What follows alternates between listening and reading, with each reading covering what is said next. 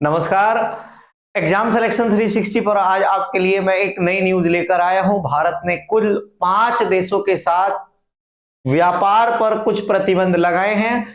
उन पर क्या प्रतिबंध लगाए हैं, कौन कौन से देश हैं, सभी बातों को हम डिस्कस करेंगे। बने रहे वीडियो में। मैं हर्षवर्धन आज आपके सामने एक वीडियो लेकर आया हूं जिसमें आप पढ़ेंगे कि आज कितने देशों के साथ हमारे व्यापारिक संबंध लगभग खराब होने की स्थिति में पहुंच चुके हैं। हमारे देश में आप जानते हैं कि बड़े लेवल पर खाद्य सामग्री हम आयात करते हैं क्योंकि एक बड़ी जनसंख्या का देश भारत है और सारी चीजें हम अपने यहाँ पैदा नहीं कर पाते, तो इसलिए हमको 100 से ज्यादा देशों से वस्तुएं निर्यात आयात करनी पड़ती है। विशेषकर हम वस्तुओं को आयात ज्यादा करते हैं खाने वाली और निर्यात कम करते हैं। तो अभी क्या हुआ कि 5 देश जिनमें श्रीलंका, जापान, बांग्लादेश, तुर्की और चीन, इन देशों के साथ हमारे जो खाद्य सामग्री को लेकर व्यापारिक संबंध थे अस्थायी रूप से जो है इनको प्रतिबंधित कर दिया गया है। दरअसल क्या हुआ कि अभी इनके जो खाद्य पदार्थ थे उन खाद्य पदार्थों में आर्सेनिक पाया गया। आर्सेनिक पाया जाने के कारण हमने इन देशों के खाद्य पदार्थों की जो सारी खेप भारत आई थी उन सभी को वापस कर दिया। दरअसल मैं आपको पूरे मुद्दे की बात करता हूं तो हमारे यहां पर फूड सेफ्टी जो है food security safety authority of India, जिसको फसाई कहा जाता है, उसके मानक के अनुसार हमारे यहां पर जो सामान आया था वो सही नहीं था। हमने क्या किया कि खाद्य सुरक्षा और मानक आयात अधिनियम 2017 की धारा 11(7)(a) के तहत इन सामान को वापस किया है, क्योंकि ये हर देश का एक कानून होता है। जिस तरीके से आपने एक न्यूज सुनी होगी कि भारत के एमडीएच और बहुत सारी कंपनी के मसाले पूरी दुनिया में बैन कर दिए गए थे और उसका हवाला ये दिया गया था कि भारत के जो मसाले हैं उनमें सही गुणवत्ता नहीं है और उनमें कैंसरकारी पदार्थ पाए गए हैं। ठीक उसी तरीके से भारत ने भी अब श्रीलंका, जापान, तुर्की, चीन और अलग देश बांग्लादेश जो देश हैं इनके साथ जो व्यापारिक संबंध है खाद्य सामग्री के, उनको अनिश्चित काल के लिए प्रतिबंधित कर दिया है।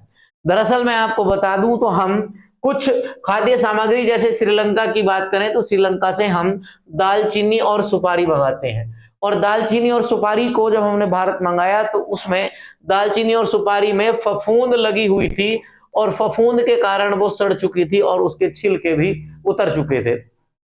FSSAI के द्वारा जो जांच की गई तो उसमें बताया गया कि ये खाने योग्य नहीं है। अगर इसको खाया जाएगा तो इसको सड़ने से बचाने के लिए आर्सेनिक लगाया गया है, जो कैंसरकारी एक एलिमेंट है और इससे व्यक्ति की मृत्यु तक हो सकती है। ठीक इसी तरीके से जापान की अगर बात करें तो जापान से हम बड़े लेवल पर चाय के बैग मंगाते हैं और इसके अलावा न्यूट्रास्टिकल्स हम जापान से आयात करते हैं। तो जापान ने उन सभी न्यूट्रास्टिकल को सही मात्रा में पूरे FSSAI के मानकों के आधार पर भारत में नहीं भेजा था, तो भारत ने उनको भी प्रतिबंधित कर दिया। बांग्लादेश से भी हमने जो सुपारी मंगाई थी उसमें भी आर्सेनिक की मात्रा ज्यादा थी, इस वजह से हमने बांग्लादेश की सुपारी को प्रतिबंधित कर दिया।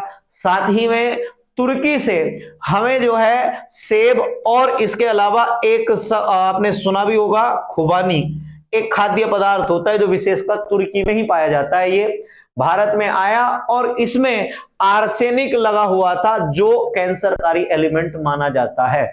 आर्सेनिक का प्रयोग किसी भी खाद्य सामग्री पर इसलिए किया जाता है कि उस पर फफूंद ना लगे, और अगर फफूंद लग गई है तो वो लंबे समय तक उसको सड़ने से बचाएगा।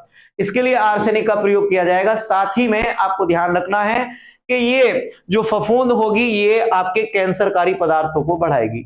चीन की अगर बात करें तो चीन से हमने अनाज मंगाया और उस अनाज में फफूंद की मात्रा ज्यादा पाई गई, तो इसलिए हमने क्या कर दिया, चीन के अनाज को भी प्रतिबंधित कर दिया।